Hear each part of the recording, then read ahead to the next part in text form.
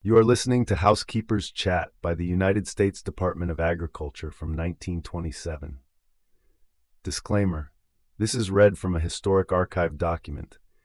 Do not assume content reflects current scientific knowledge, policies, or practices. This broadcast was aired on Tuesday, the 10th of May of 1927. Questions and answers today, with a menu and a recipe. The recipe for meat roll will be a valuable addition to the spring menus, approved by the United States Bureau of Home Economics.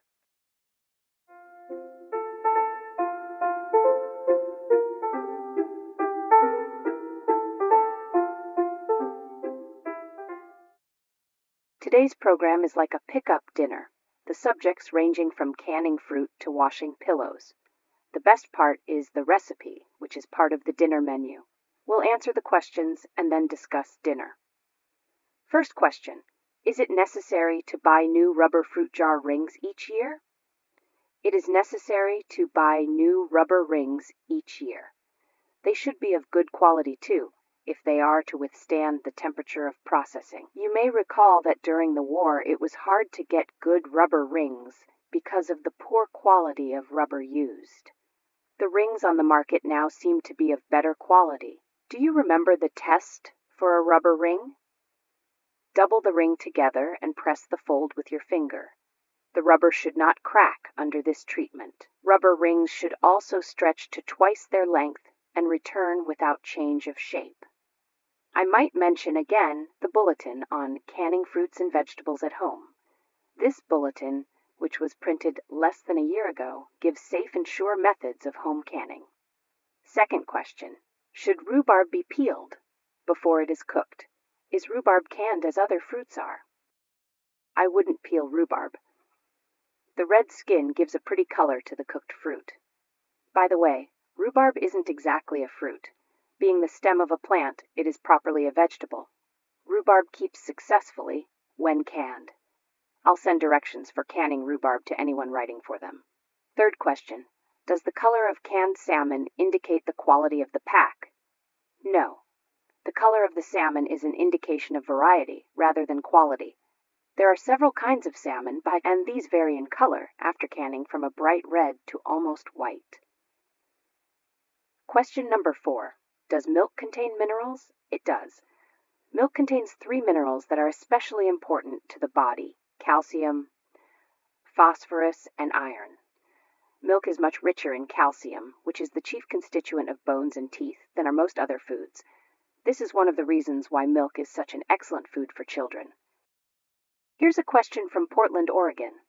How can I remove a scorch stain from a cotton fabric?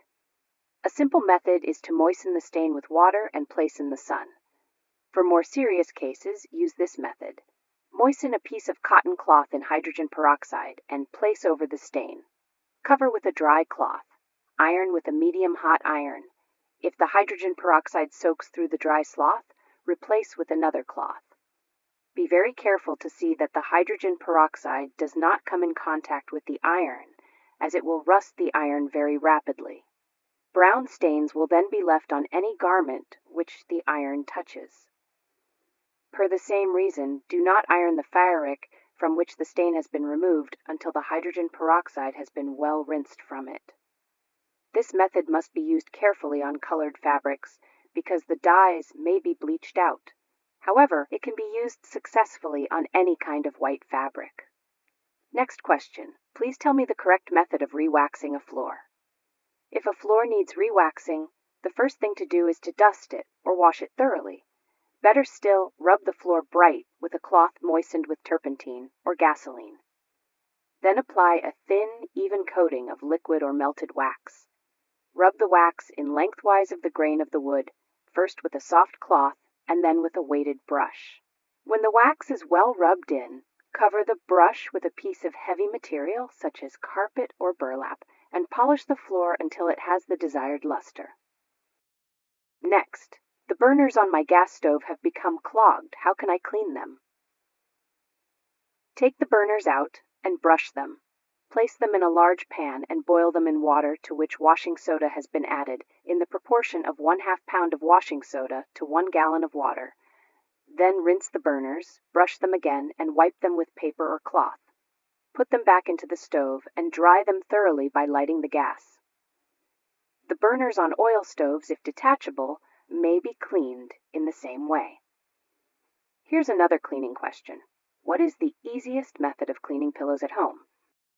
Make a cotton bag larger than the pillow and transfer the feathers to the cotton bag. Sew together the edges of the openings of both cotton bag and pillow tick and shake the feathers into the cotton bag. Sew up the opening. Wash in lukewarm water using a neutral soap. Rinse well. Press as much of the water out as possible. Place the bag of feathers on a cloth in the sunshine. Turn it often and beat it or fluff up the feathers from time to time. So much for the feathers. Now for the pillow tick.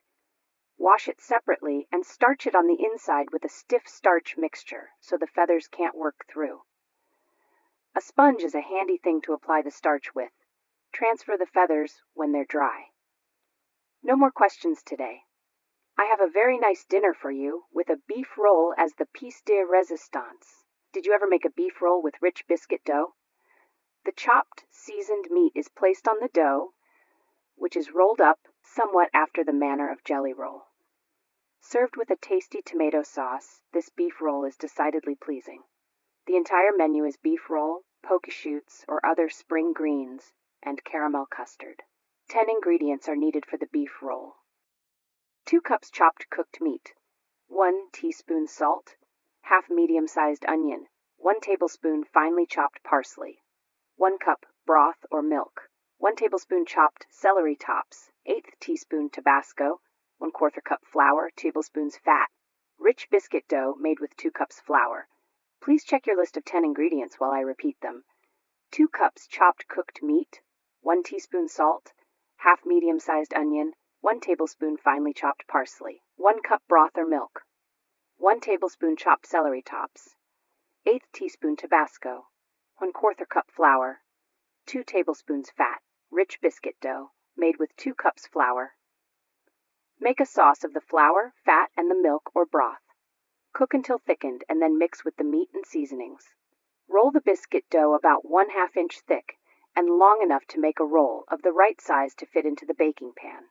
Place the meat on the dough and leave the dough uncovered about 1 inch from the sides. Then roll up the meat and dough as you would a jelly roll and place in a greased pan. Bake in a slow oven until the crust is a golden brown. Tomato or any well-seasoned sauce should be served with the meat roll. The next thing on the menu is poke shoots or any other of the fresh spring greens which grow in your garden or by the roadside. Do you have poke shoots or poke salad in your locality? Perhaps as a child you made ink from the dark purple berries of the pokeweed and stained your hands and clothes and were told by your parents that the pokeweed berries were poisonous. It is true that the berries of the pokeweed are poisonous and should never be tasted or eaten.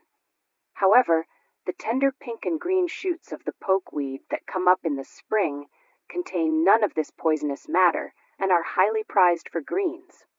Some people call them poor man's asparagus. They do have the same kind of succulent texture and fresh flavor.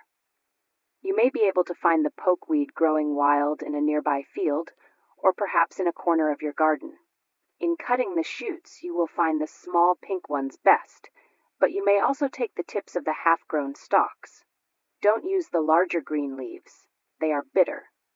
In cutting the shoots, take care not to include any of the underground part of the plant, for the root is exceedingly poisonous.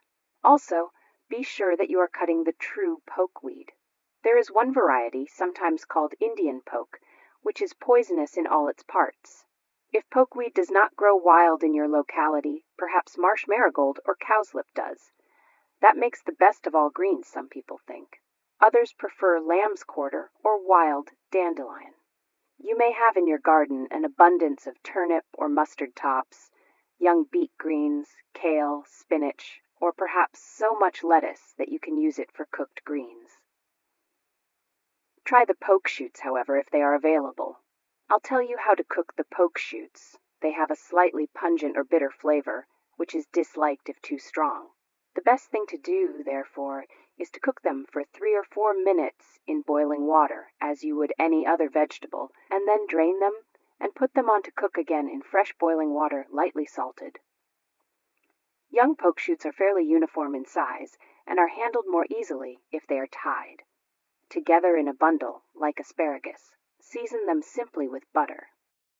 If you use mustard, turnip, lamb's quarter, marsh marigold, or beet tops instead of poke, chop them up fine and cook the shortest possible time in very little water. A hard-cooked egg may be used to give a decorative note and add to the food value. If you have no wild greens, perhaps you have lettuce.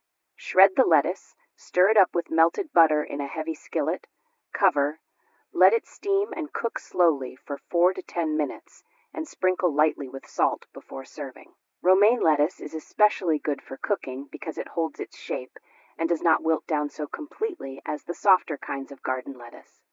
The menu, again, beef roll, poke shoots or other spring greens, and caramel custard made according to the recipe I broadcast last week.